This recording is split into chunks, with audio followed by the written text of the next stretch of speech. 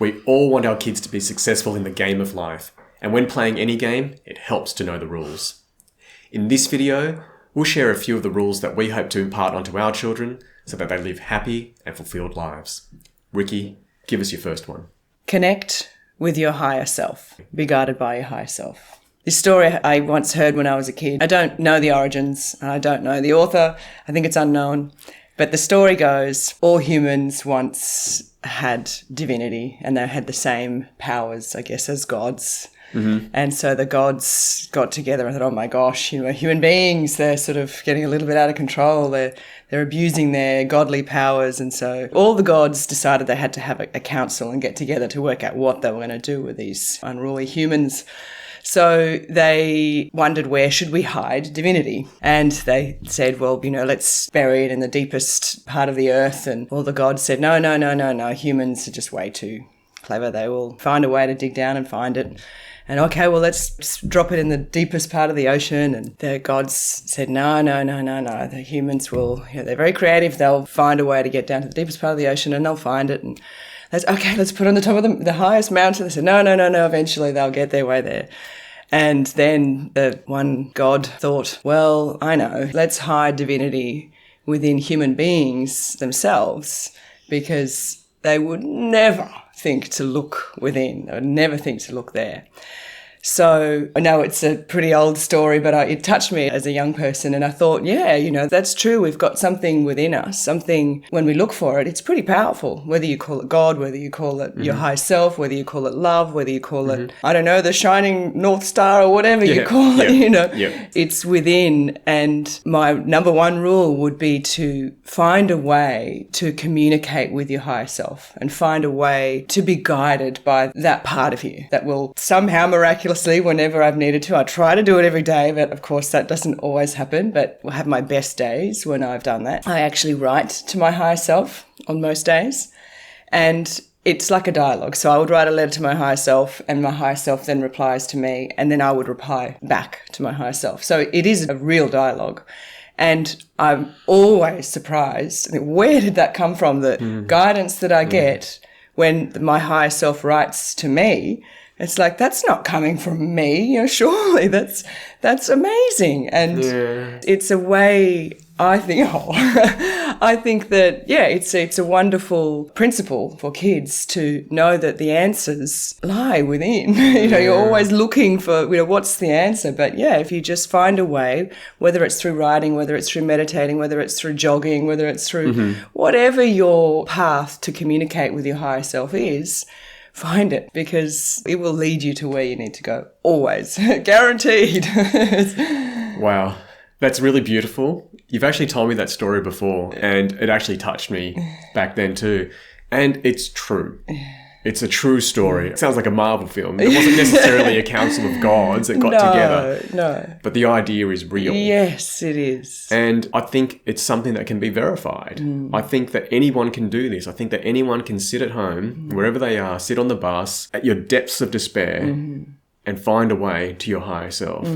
So to unpack what you've said, there's a few things. We need to believe that a higher self exists. That's the first thing, because if you don't believe it, you're not even going to look for it. That higher self exists within us, that we can communicate with it, and it can communicate back to us. So there are a few different things there. And everyone has a higher self. And that's something you want to pass on to our children. Yeah. I know that when the kids were really small and they'd cry and they'd ask for things like milk, they'd want the comfort of breast milk. You had no issue giving them breast milk, but it was for the reason. I remember your words were, you have all the inner resources you need to get through this. This is what you said to a baby. And this has been the message that we've tried to push all through their lives. You've got the inner resources to get through this. And we all do. But it really helps to believe in ourselves. And what part of ourselves? Well, not that flawed self that keeps making the mistakes, but it's the higher self that we need to believe in. That's a great rule, Riki. I love it. Thanks, Kiwi. And you unpacked it so beautifully. Thank you. So what would you say your first rule is, your number one rule? You know what? It's actually really similar to yours. And mine is have faith. Now, whatever you have faith in is up to you. Riki and I aren't here to tell people what they should believe in. But I will say you need to believe in something. It's really, really important. The first thing that you can believe in is nature. So could you imagine what life would be like if we couldn't believe in nature? If it were completely unpredictable, there were no patterns at all. Imagine if you walked outside and there was a blue sky and then boom, it just started raining. You'd never be able to hang out the washing. Right? You'd never be able to get anything done. You put your keys on the table. Sometimes they float off. Other times they disappear into another dimension. Occasionally they sit there on the table where they belong. But there's no predictability at all.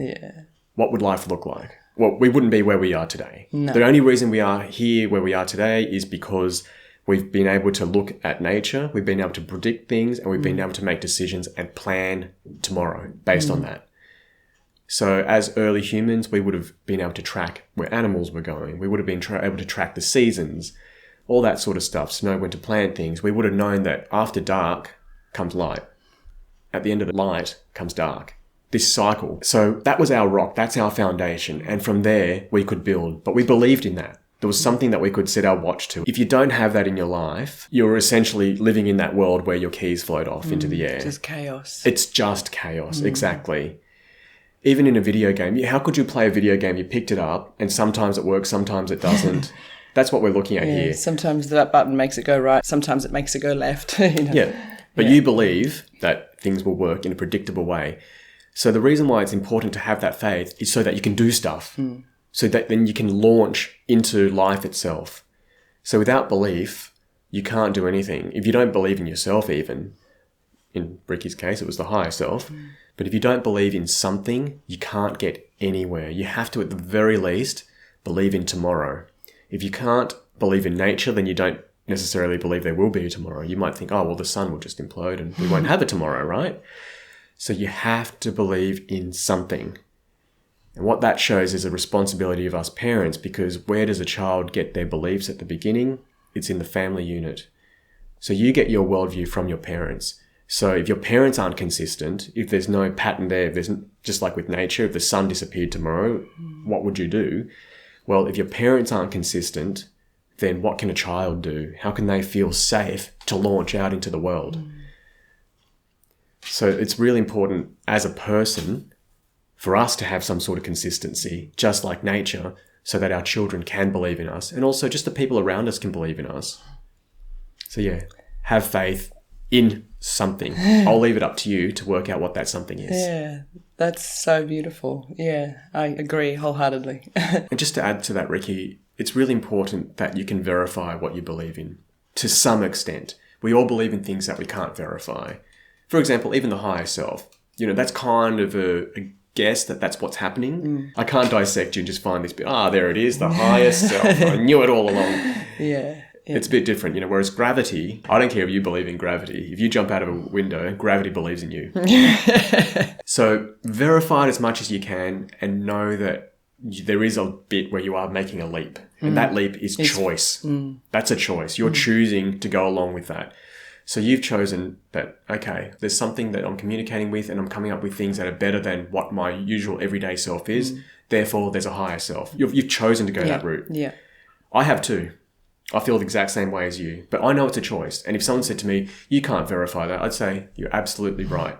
So be really honest in your beliefs as well. And, put them up to the test. And that's where faith. Yep, and that's exactly what it is. It's faith. And to me, faith is a choice. It's a choice to funnel the mind towards a positive end so that there is a tomorrow. Beautifully said. And often if we don't have faith, or if we lose faith, we don't have an anchor. There's no guiding light, nothing to sort of hold us in place, I guess. Yeah, exactly. Anchor's the perfect word. Believing in nature, our anchor is the sun. That was our original anchor. That held all of life together. And from there, we kind of built out a view of what life was. And then we were able to make it to where we are today. Now we're supposed to have faith in our king, right? Our city-state, our military. I'm talking, old times here, just building it up to where we are today. Eventually it became, of course it was religious institutions. And now today, government institutions. We're meant to believe what the corporations are telling us. It's, what your teacher is telling you. And that's all well and good, but you've got to be worthy of that faith. I would tell anyone that just be a person that people can believe in. And kids look up to us. Kids look up to adults. Your own kids look up to you, of course. The neighbours' kids look up to you. But also anyone you interact with. People want to believe. I'm just going to go on a rant here. I don't care. I want to believe in humanity, and that's a choice. Okay, I know that's a choice because you can easily disprove me and you say, well, look at all the things humanity have done. They're awful. I can't argue with that. But I'm choosing the good stuff because I want to believe in it tomorrow. That's my choice. Yeah. Riki, I believe in you. Give me your next one. My second rule is supporting the first rule. So, of course, a spirit or a higher self needs a house, doesn't it? Needs what we happen to have a house. We're lucky. We've got our bodies. So my second rule would be to treasure your body and to look after your body, look after your house, basically. So your house needs to house that higher self and that spirit. And if you don't take care of your house, then it's very hard. If your house is falling apart, you don't have a chance really to have that communication as often with your higher self because you're just so busy, the roof's falling in, everything's caving in. So if your house, if your body is not in good condition, then it makes it much, much, much harder to do anything else, including communicating and being guided by your higher self. If all you're doing is focusing on toothaches or aches and pains or bigger illnesses, then it's very hard. It's like you can't stand in front of a beautiful painting in a gallery and really appreciate it if you've got something going on. If you're feeling really unwell, your spirit can't interact with the outside world if your house is in trouble. Yeah. So I would say that number 2 rule would be do everything you can to protect and build and nurture and nourish your house. 100%. You think about how much communication there is between your higher self and you that you're missing because of all these other distractions, all these other things going on. And it's not just your physical health, but all of the other distractions in life that you're paying attention to, and you haven't even been listening to her. You've been listening to all this other stuff and all these worries in the world, and you're like, hang on a second, I haven't been paying attention to what matters. But like you said with a toothache, you can't do anything when you've got a toothache. No. It's debilitating. Yeah. And that's essentially what happens to us every day. Mentally, there's always that thing that's taking us away from where we need to be. Yeah, that's a great one. Thanks, Kiwi. What's yours? It's actually quite similar to yours. Wow. So I phrased it as build a stack. Oh. So we do a lot of teaching as homeschool parents. So for us, the science of teaching or pedagogy is really, really important to us. And I think about it a lot. What I've noticed is that you need a solid foundation of understanding before you can get to any level. So it's really important in life in general to have a great foundation and then go from there, each step of the way. What it ends up allowing you to do is have an ordered way to grow, an ordered path to growth. Now, if you look at something like Brazilian Jiu-Jitsu, there's fundamental things you need to learn. Now, I don't think you can do Brazilian Jiu-Jitsu if you don't know your left from your right. If you went into class and they said, okay, grab their left arm with your left arm, you'd be like, what's left? It wouldn't work. So you have some foundational knowledge, and then you can go in there and you go, oh, what's an arm? That's the next step. You need to know anatomy. But it just shows that you need to know step by step by step by step by step. And what it allows you to do as well is when you get to a step that you don't understand, you can take a step back and you can reconsolidate on that level where you've got complete control. So when we're doing maths, we were doing some equations that had maybe 2 steps, maybe 3, and it was a little bit too much at the time. And I realized that the foundational part wasn't enough. So we went back and we just did 1-step equations and we just drilled it. It's like, oh, right. And then our son actually said to us, oh, I don't know why I had trouble with this before. And I said, that's because I didn't explain it properly. I just kind of skipped through it thinking, yeah, that's just normal stuff. That makes sense. But it's not. I can't ice skate properly, right? Imagine throwing me into an ice hockey game and someone going, what's wrong? Why can't you play? I don't even know how to skate, right? I need to spend years just skating. Then I've got to learn how to skate backwards. So there's so many examples where a stack helps you understand how to progress in life. And you nailed it with your second point, which is the body. Get the body right. Get the physical layer right. There's a physical layer to everything. If you want to do sport, there's a physical layer you've got to get right. Then there's a skill layer you've got to get right. So it's a physical and a mental thing. It's for everyday life. You need to have a solid home, an actual literal home that's secure. Then you can do the next step, which might be learn stuff. then you can do the next step, which might be get a job. But you can't get a job without knowing stuff. You can't know stuff without a secure place to learn. So just understand how to build this stack. And you can use that analogy for any part of your life. It'll work. I like it a lot. So there's a natural order of things and a natural progression of things, and you can't skip straight to step 20 when you haven't focused on the earlier steps. Yeah. Now, you can. That's the very definition of talent. Some people can just jump.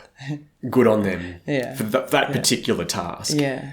But for the rest of us mere mortals, it's, playing piano with one finger to start with. Yeah. It's whatever it is. It's understanding what a piano is. Yeah. Yeah. You might need to learn music theory. Other people are like, yeah, I get that. I heard that Elton John could just hear something and just go, oh yeah, walk up to the piano and just play it when he was a kid. That's a genius. Good on him. Yeah. The rest of us mere mortals, we're not like that, right? I've seen people with sports, they can pick up anything and just play. I can't. I'm not one of them. I wish I were. I'm not. So for the rest of us, just build that foundational layer of understanding, then move up.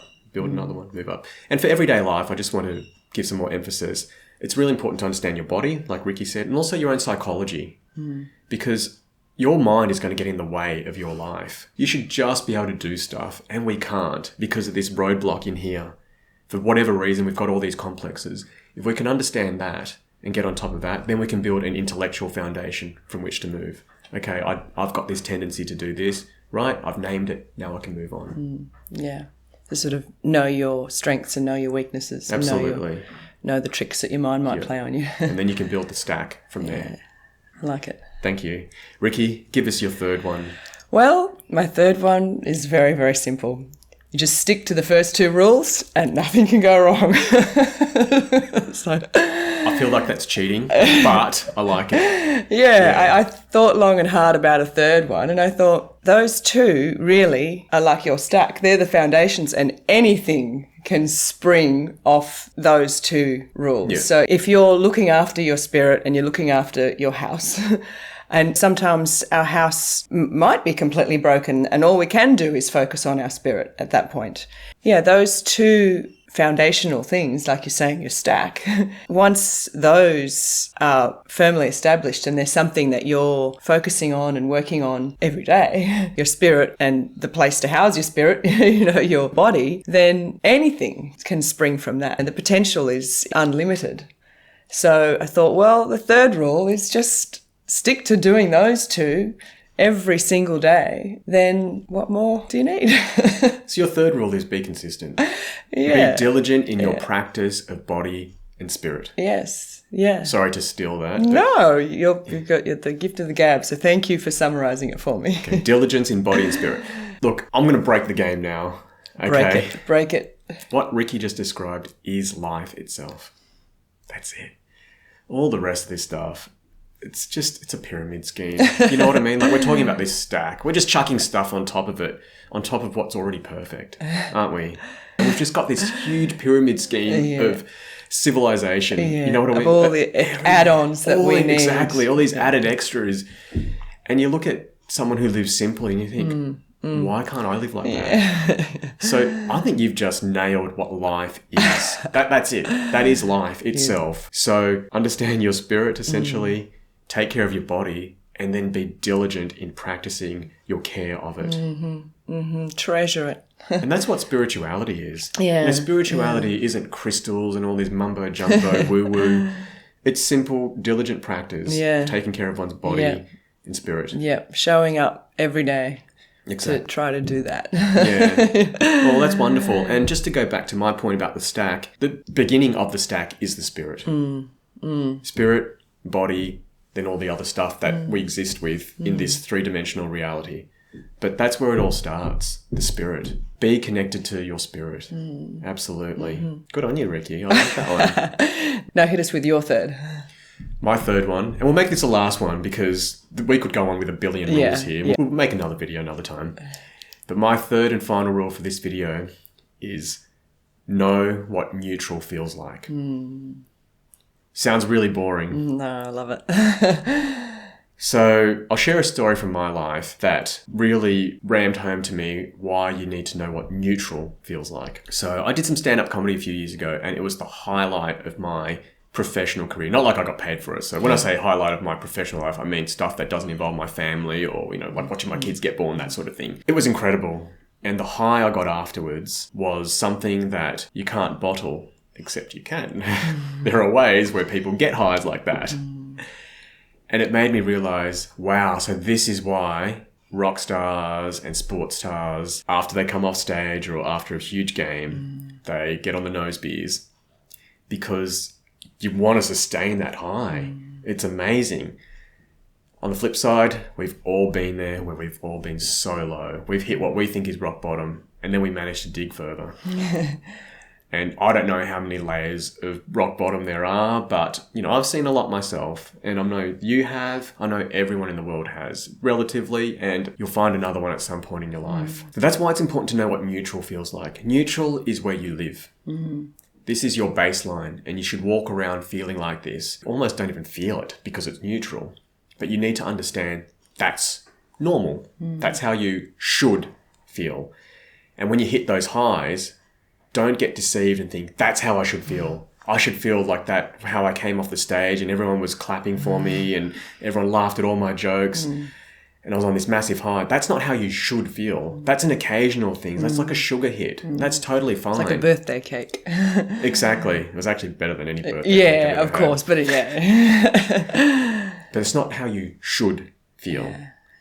How you should feel is your solid, nice baseline, neutral. And when you're feeling down, you need to know that that's not how it normally is. That's a rare case. Or even if it's how you feel all the time, you should know that there is another case that you can hit that's better than that. So it's trying to get back to that point of equilibrium, so to speak. And you need a way to be able to do that. You need a way to be able to come down gradually and sustainably and understand that this is okay. I'm not losing anything by coming down. Coming back to earth, that's totally fine. And when you're down here, you need a way to try to get back up here. And you need to know that it's normal to not walk around feeling anxiety. It's normal to not have knots in your stomach all the time. And that there is a way to live without that. You've got to find that method that works for you. Riki calls it finding that path to the higher self. That will definitely work. That'll definitely bring you back. There's meditation, writing, breathing techniques, whatever works for you. You've got to find your way. But essentially, you've got to understand what neutral feels like so that you can comfortably live there. And it should be a very comfortable thing to do. It should be unnoticeable, frictionless. And then from there, you can launch your attacks on life. Yeah, I love it. Yeah, that's great. And I think that describes beautifully when I do my writing practice of connecting with my higher self, the feeling that I usually feel at the end of it. I mean, sometimes I do feel kind of like high, like, wow, I know what I need to do next, or, I feel really inspired. But a lot of the time it's, I'm back to neutral again. I was worried about this, or I was worried about that, or I had all these different concerns, but then doing the writing process and connecting with my higher self, usually it'll take me back to that place that you call neutral, where it's like I can sit safely again and just get on with things and keep going. But it's not like a low or it's not like a high, but it's usually right in the in that sort of sweet spot of, and you'll bounce from there. You'll hear a joke and boom, you laugh, right? Yeah. And that takes you from your neutral to a spike. Yes. Imagine a little graph there. Yes. That's your spike. You come down, you hear some sad news. You did. And of course, you've got to move on from that. There's only so much we can control in this world. You come back to neutral from there. An analogy I'll use is music. So you've got the rhythm section, which establishes the song, the piece. And then you've got the melody, which gives you these, spikes from there. And it takes you higher. And imagine these crescendos you get to. Imagine if that was the whole song. It wouldn't work. A song can't just be up here all the time. There's ebbs and flows. It's the journey. There's a rhythm to life. And neutral is a good place to feel that rhythm. I love it. Awesome. We're going to stop there. That's 6 rules. We hope that we can share those with our kids. We hope that they'll pick those up from us, whether we're explicitly telling them these things or we're just living it. I don't know. I don't even know if they listen to me. That's the truth. Yep. But what I need to do personally is be as consistent as possible so that I can be their rock, that they can believe in something. They can at least believe in their dad. Actually, true story. I did speak to one of our kids who didn't really believe in humanity much. And I said, look, I understand. And I said, but please believe in mummy and daddy. And he said he does. Because humanity lets us down. But I'm doing my best to not let down my family or my friends or anyone around me or humanity. I'm doing my best. So if aliens are watching us now, I'm trying to represent. I like it. Please tell us what your rules are. Comment down below. We hope that you got something out of this. And if you like this video, please consider liking and subscribing. Thanks so much. Thank you.